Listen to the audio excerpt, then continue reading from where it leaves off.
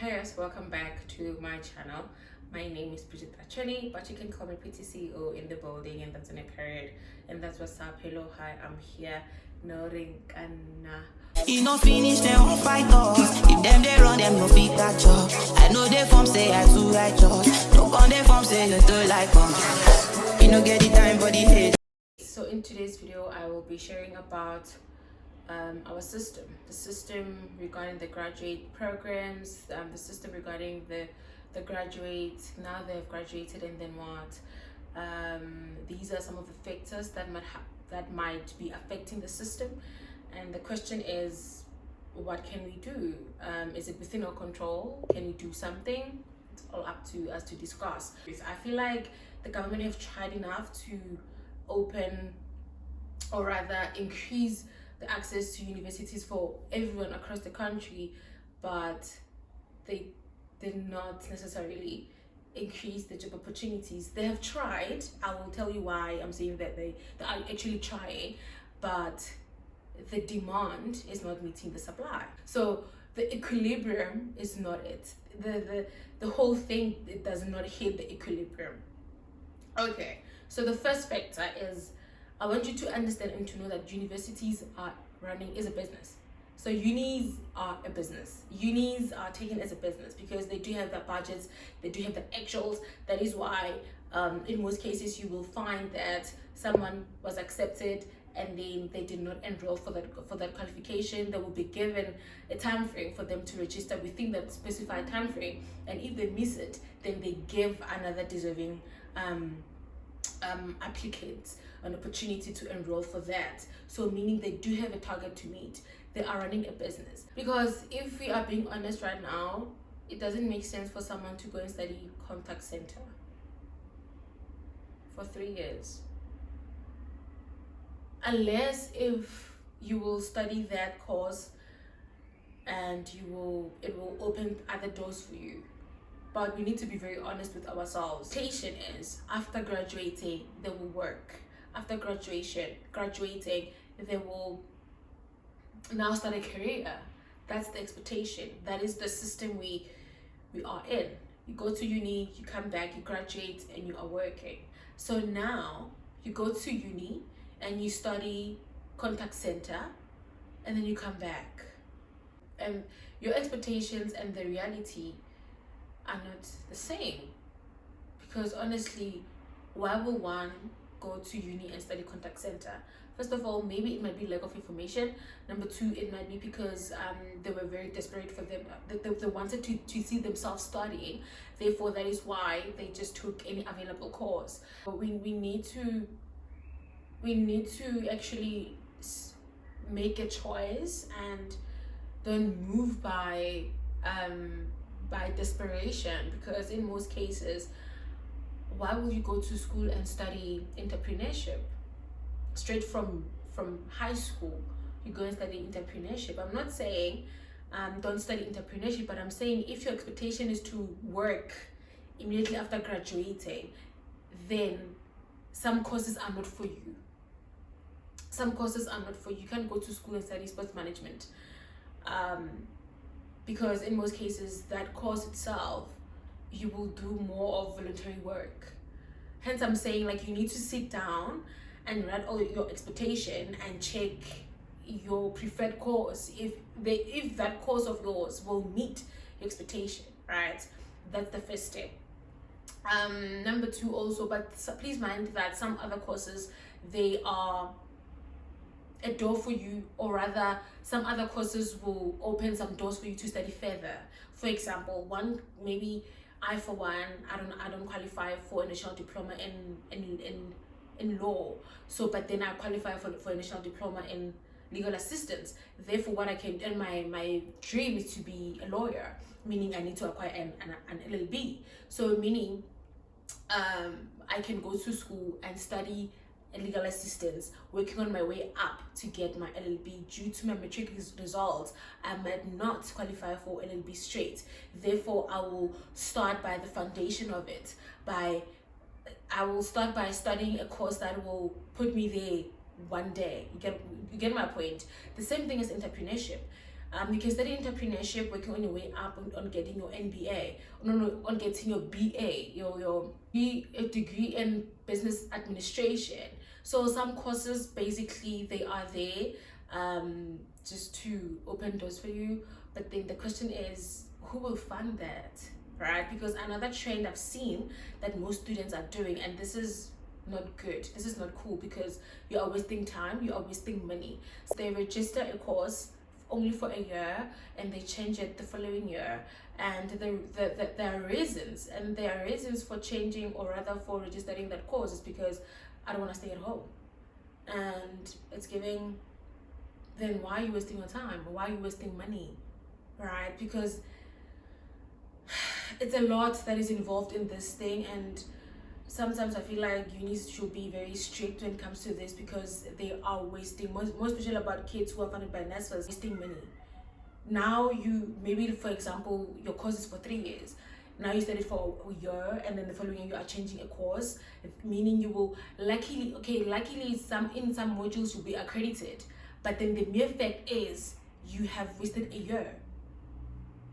You get my point? This is not cool. But it's not my baby. I was just sharing my thoughts regarding that part, because it's not cool. It's not cool. Because now we have debunked the qualifications, the uni system, and everything like that.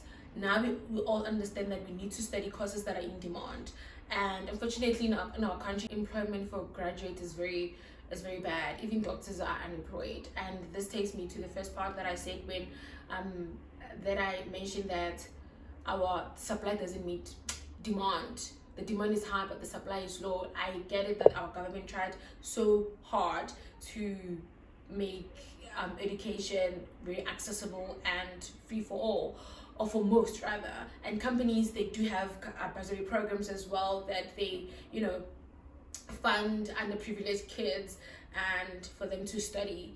But the problem with the issue now is the job opportunities after graduating. First of all, you don't have experience. Second of all, meaning your first thing is for you to get a graduate program or graduate internship, right? So here's the thing. Graduate internships, they are funded by SETA. This is when government partners with private companies and they pay for the number of heads. So companies will do their own hiring process, and they will get their graduate internships, maybe like for every department, but SETA will pay the stipend. So the stipend comes from SETA, not from the business, right? In most cases, it's like this.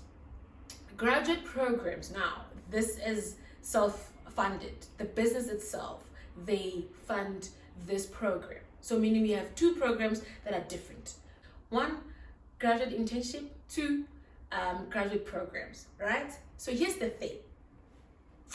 The system is partially working. The reason I'm saying this is because the government has tried to intervene with SETA, but then the thing is, universities, they produce graduate every year.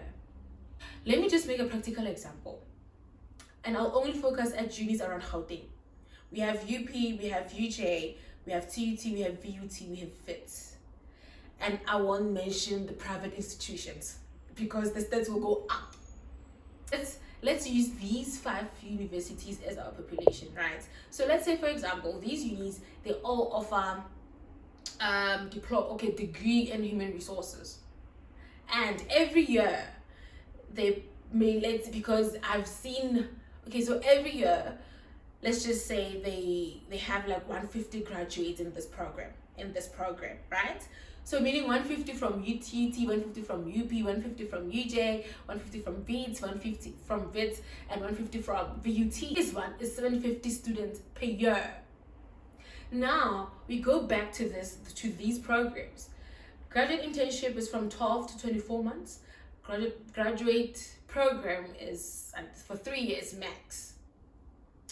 Meaning the business one hire new interns or new graduate in these positions if these people are still serving, if these people are still employed. Do you get it? So my chat is, yes, yearly we are producing students. Yearly students are graduating from various institutions. They have hired graduate interns or graduates in 2024. So meaning these people now, they will have to serve until 2026. So meaning companies now, they will not hire until this program's finish, until this group is done with that program. So meaning now these students, the chances of them being employed or them getting graduate programs, they're slim, because not all companies are hiring. Because the question is, what will happen in these 3 years when some kids are still completing their graduate internship? So meaning these ones that we're producing yearly, the chances of them being employed are very slim. And another thing might be, okay, fine, let's reduce the graduate internship period. Realistically speaking, that won't be possible. For one, I think, yeah, like we do have companies that have like 1 year internship thingy, but honestly speaking, I don't think that is enough. You can't learn everything in a year. You can't learn, you can, but then to know the ins and outs in a year, it's not possible. We need to be very realistic, because unless if your work, you just do one thing over and over again, then maybe in that position we might give exception. But then if your industry is very complex, we cannot give, or they can't give 1 year program, because first of all, in graduate programs and internships, they rotate, meaning they spend 3 months or maybe like 6 months in this department, and they do rotate across various departments within the organization. Therefore, a year, it is not enough. 2 years max, good. Get it? So the question is now, is our system working for us or working against us, right? So here's my thing. I feel like the system is trying, but I think it can do better. And also, it is not, because some might also say, let's just increase the number of intakes.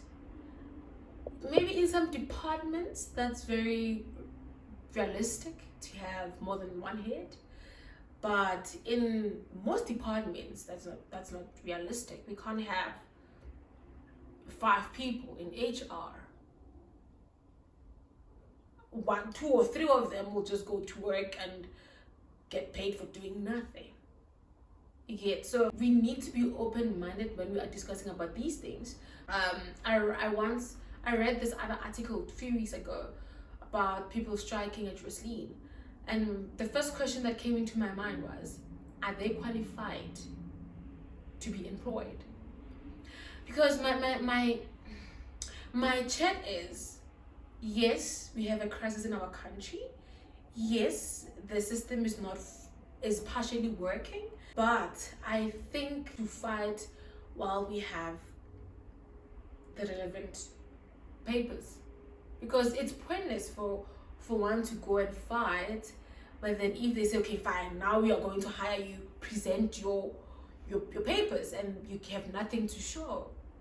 So therefore, meaning it is very important that we pick our fights, and it is very important that we make sure that we try our level best to upskill ourselves, and also to ensure that the system will find us on the way.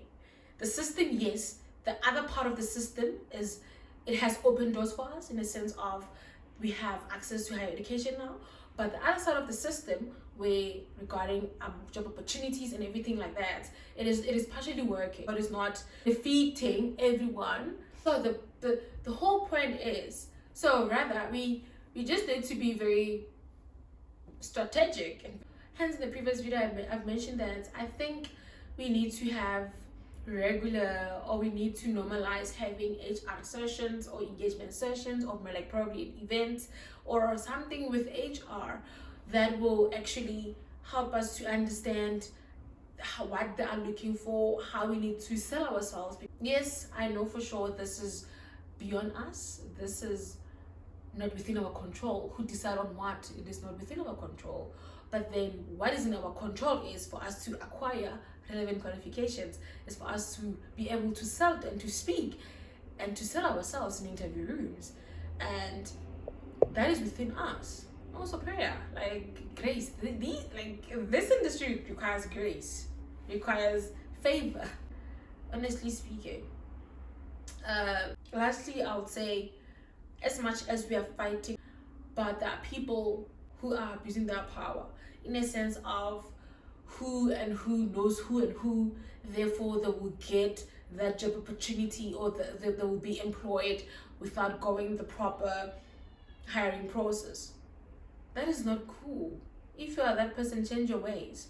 There are people who are praying for those things, who are grinding and working so hard to be there.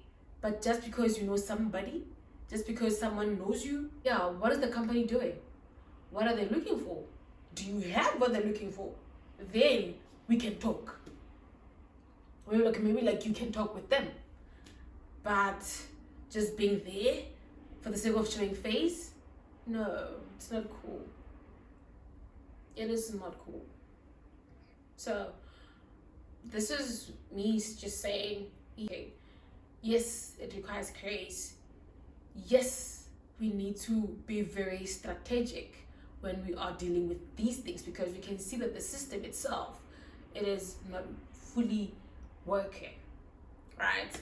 So I hope this was very informative, and now you know the difference between a graduate internship and a graduate program. And thank you guys for watching.